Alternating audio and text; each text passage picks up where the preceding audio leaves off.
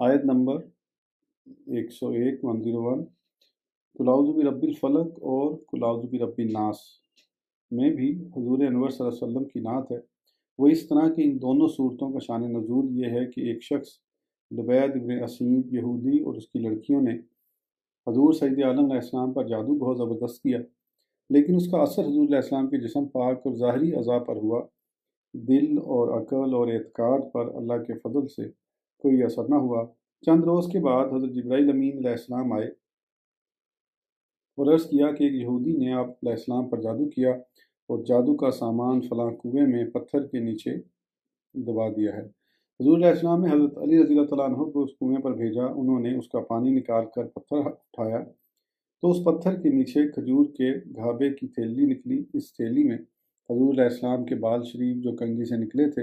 اور حضور علیہ السلام کی کنگھی کے چند دانے